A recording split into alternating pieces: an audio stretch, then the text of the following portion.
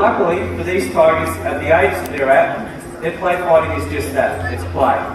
They're not really getting into serious fights just yet, but as they get a bit older, certainly things will change. So a big part of what we do out here each day is just to discourage aggression between them. They can inflict a lot of damage with their claws. Much more damage is done with their teeth though, and that's what I've got in my hands here. It's just a plastic replica of a canine tooth of a tiger. But you can see here, we can give you a bit of a look at their teeth. That's obviously more for us than it is for you guys. We need to make sure that their dental hygiene is in good condition, so we do need to check out their teeth and gums periodically. So by giving them a little bit of milk, we can also show their pearly whites off to you as well. You can see those big canine teeth, they're really the killing tools of the tiger. And behind that canine tooth is a naturally formed gap, so they can bite to the gum line. And of course those back teeth, the carnassial teeth, and they're designed for cutting. And whereas we've got sideways movement of our jaw, so our back teeth are designed so we can chew food. These guys technically don't chew their food like that because their jaw only moves up and down.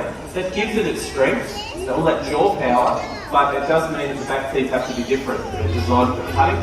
So when you see a cat or a dog getting a large piece of meat, they'll move it to the side of their mouth, chop down on it a couple of times, cutting off that piece that then they can swallow whole. And on that note, folks, have another little round of applause for Jarvie and Sakari. We're going to move on to a little bit of more high energy behaviour now, so the milk will get put away and we'll get up onto the platforms and show you some jumps. Now the distance here across the platforms is only 3 metres, and we know that tigers are capable of lifting over 6 metres, so Jarvie here is going to show off his skills. As he jumps, you'll notice he flicks his tail upwards, so that tail flick gives him that extra bit of forward momentum, whilst he's using a lot of strength in those back legs. There's also a lot of work being done by the tail. He's got a really good technique here. Now, as I said, tigers can jump up to 6 metres. Across the moat there, that's 7 metres. So you're perfectly safe. We haven't had a tiger jump out for ages now. Alright, so we're going to bring him back down onto the ground and give Sakari a go. So down he comes, and a nice little award to finish with. And here goes Sakari. Sakari, I think, has probably got a slightly better, he's got a better technique, but he's first got to get up there. So sometimes they can get a little bit confused as to what it is we're asking of them. There we go, Sakari across the platforms. You can see how he's really only having to step across. Now these guys are almost 3 metres long from the nose to their end of their tail. So whilst this distance is an easy distance, you'll notice that they don't typically over jump. They do like to conserve their energy because tigers are pure carnivores, so they just eat raw meat. And raw meat is great for developing that speed and that agility, but it's not very good for endurance. They tend to run out of puff pretty easy. And we're going to finish up there with him, and he's done a very good job as well. So let's give him another little round of applause. Good work from Sakari. Okay, so now it's time to move on to a little bit more formalised training. You're going to see the handlers, as soon as they're nearby them, pick up our mark boards. Now the mark boards, they're just indicators of position. It's basically where we would like the tigers to stand for us.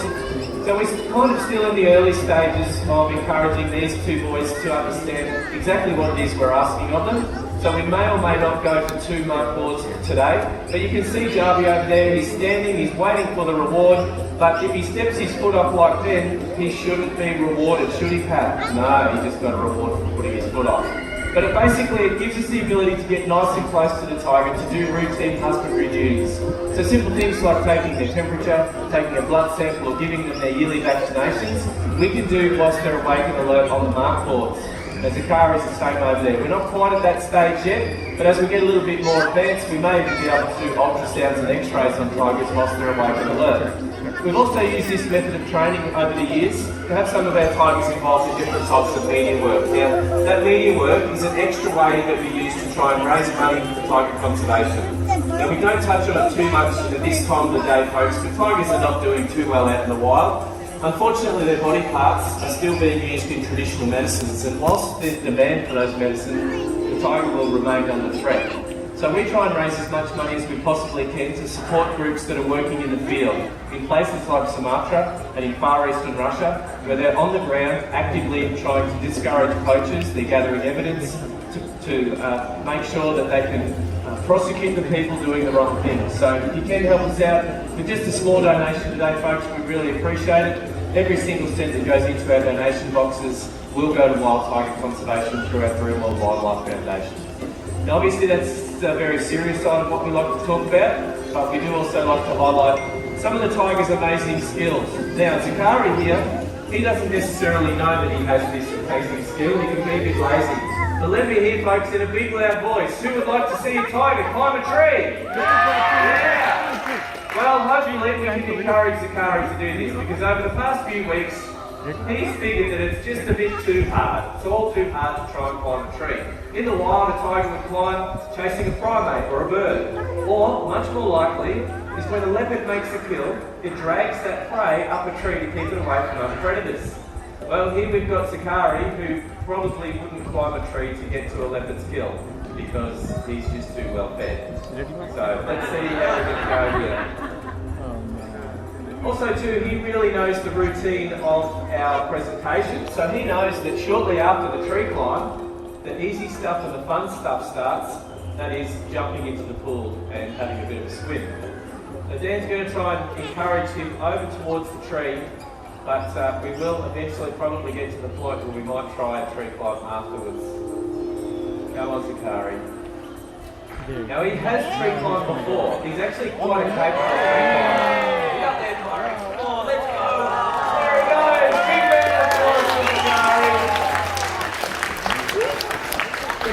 climber. That's a good effort. He's obviously thought that he gets the reward for putting in such an effort. As you can see, it's not hard up there. He can hold his position, no problems. Using all that upper body strength and the claw strength, and as he rotates his tail, he'll bring himself down to a nice safe height. And how about we give him a big round of applause again, guys? Awesome job.